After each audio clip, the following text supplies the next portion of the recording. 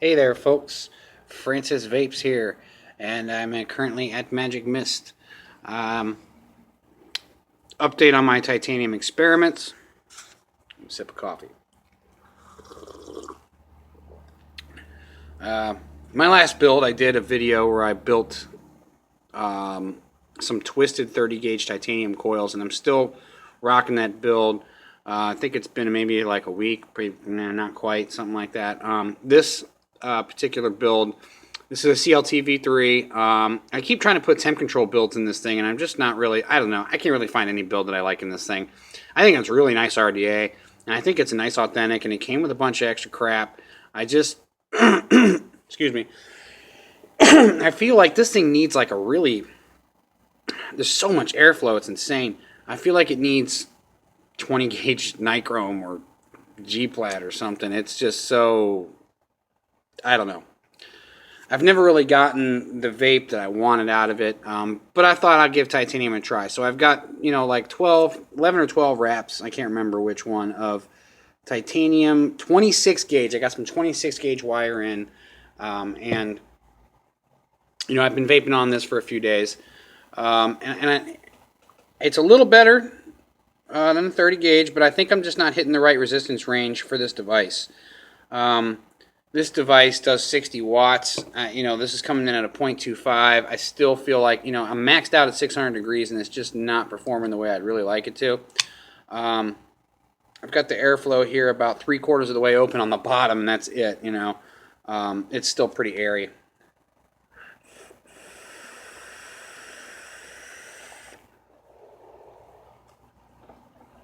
It's producing vapor nicely.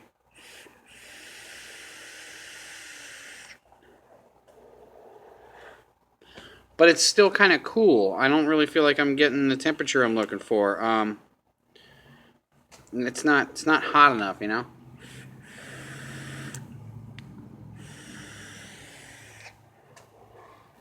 So far, I have not been able to achieve the nice, hot, dense vape that I've been looking for with titanium as compared to nickel. Nickel just gives me that. I do know that there's some health risks to nickel, or potential health risks, posed health risks.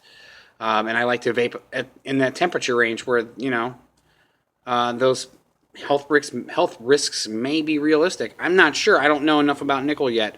I do know that it vapes best for me around 530 to 550 degrees, and that's where I like to vape nickel at. And it does it's just a great vape. It really is. And I'm trying to achieve that with titanium. Excuse me. I got a frog in my throat, and I don't know why, but I'm just not. I'm gonna maybe try and aim my next build around between 0.3 and 0.4, because honestly, the Twisted 30 gauge is outperforming this at the moment. At least with the wattage and the device provided. The battery life's doing okay on this. I can get through most of a day if this is my only device, or at least half a day on one battery with this device. I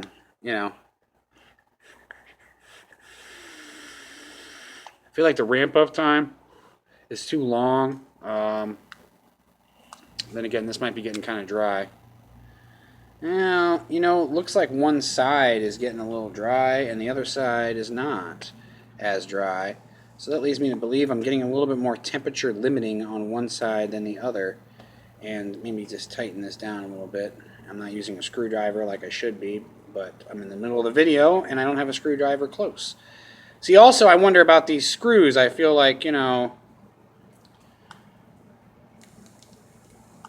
wonder about these screws. They've never really quite held the wire that great, so that may be an issue too. I should probably try this in a different RDA and see what kind of results I get. This is not looking too bad, but it's definitely not, it's not firing the way nickel would. I'd be ducking to dodge the juice blobs, and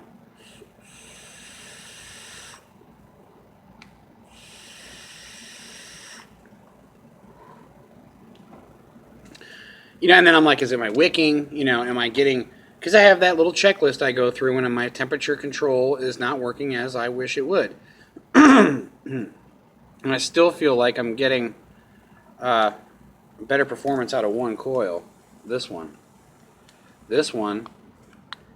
That one doesn't seem to be performing as well, and it's got to be a connection issue.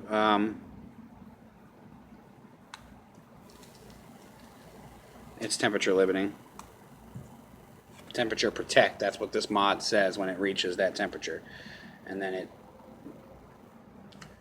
it starts to ramp the wattage down, but it doesn't display the wattage once it hits that temperature protect. It just displays that message, temperature protection.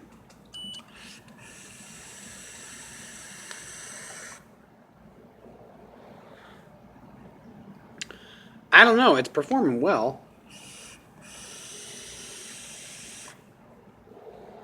I don't want to give you the wrong idea. It's great. It's just I'm maxed out, and I feel like it should be really hot, you know, and it's just not, you know.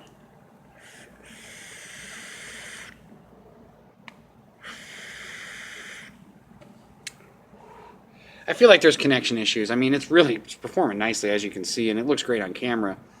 But I don't want to max out at 600 degrees all the time, you know. I want to have it at about 500 and enjoy that, you know, that temperature range. It's doing okay. I'm nitpicky. I'm a nitpicky guy when it comes to builds, and especially temperature control, and I want it to work the way it's supposed to work all the time.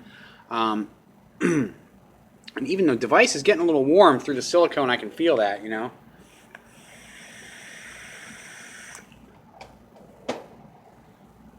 Have not had a piece of burnt cotton yet. That's one thing. The temperature control is working flawlessly as far as not allowing that coil to get too hot. You know, that's not happening. The question is,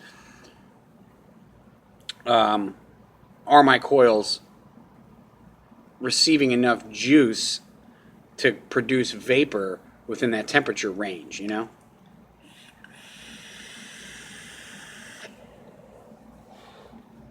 I don't know. I'm picky. You know, a lot of guys might look at that and say, "Well, what do you mean? There's nothing wrong with that." You know, but I'm just,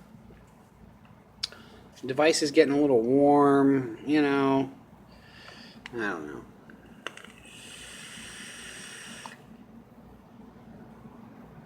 So this is more of a vlog about my experiences with titanium thus far. This is with 26 gauge. I have not built with 24. I haven't ordered any yet. I'm just kind of, you know, I skipped 28 gauge altogether, and maybe I shouldn't have. Maybe 28 gauge is the way to go. Maybe I should twist 28 gauge. Maybe I should just use 28, you know, like I did the 26. I'm going to put this build in my velocity, I think, because my velocity has always done me right temp control wise. The connections have always been really solid. I haven't had to sand any screws or anything like that. It's had nickel in it since day one, and it's worked out great so far. And it accommodates larger coils, and even though my goal with titanium was to be able to hit the resistance I wanted, you know, or the recommended resistance range with titanium wire without like having to build some kind of crazy coil with legs going everywhere to try and make it back to the post, because the thing is, you know, an inch long. I still think I need to go a little bit higher on the resistance if I'm going to use a 60 watt device. Now, I have a Snow Wolf, but it doesn't have titanium mode, and I've seen guys use titanium on Snow Wolves V1. You know, you know, I haven't done it yet, you know, and I'm probably going to throw this on the Snow Wolf when I get home and see how it performs. You know, DNA4 does not have a titanium mode. So the only one that I have that does is my EVIC VT, and it's MIA at the moment, so I haven't had an opportunity to try that out yet. It's a 60 watt device with titanium mode, so I would assume that it would perform the same as this. So I'm going to need a device with more power in titanium mode, you know. And I had an IPv4. And perhaps I should have stuck with that device, but I didn't care for the ergonomics of it. There were certain things about that device I didn't like. Maybe the IPv3 LI, but you know what? I got beef with Pioneer for You. I don't like the way they do business, so I don't think I'll be purchasing any of those devices or doing any trades or trying to acquire any of them. So for me, I think that this is just my test run with titanium. I really think I should be able to get the vape I want with 60 watts. I just, you know, I'm a low wattage guy. I don't like vaping 100 and 150 watts. I don't like doing that. I don't like blowing through batteries in no time. You know, for instance, this has been my go-to setup for the last few days, and this is, you know, it's a Zephyr Buddha, and I've got 24 gauge wire in here, something like, I think 10, 11 wraps. It's coming in at zero point 0.4. It might be nichrome. I can't remember. 52.9 watts. I know it's backwards, guys. It's just, you know, a little ramp up there.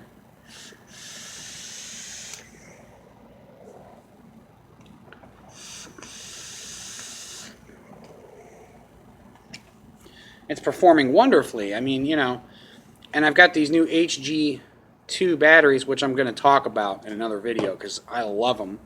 And this airflow is insane. I've got this about 2/3 of the way shut down. You know, about 2/3 of those holes are shut down. You can't really, there you go, you can kind of see there. And I'm using the post hole. But this is like way more than enough airflow for anything that I've put in here so far. I mean, if I did a 22 gauge, you know, 10, 11 wrap trying to hit like a 0.5 or a 0.4 with 22 gauge, that would be some nice heat. You know, I might be able to open it up a little bit, but this is a great vape right here. Kanthal or nichrome in a big RDA, you know, but that's 52 watts. I mean, that's where, you know, that's where I like to vape, and I can turn this up. These coils can handle, you know, 68 watts here. It starts to get a little warmer. Sure, that's more ideal, but again, I don't like changing batteries more than once a day. Call me OCD, man. I just don't. I already don't like that I had to get, you know, another 4-bay charger to accommodate my mods. You know, I'm a realistic vapor who likes to, you know, fit the conditions of my life, you know. And I got a lot going on in my life. I'm a busy guy. I don't like messing with battery changing and building all the time, you know.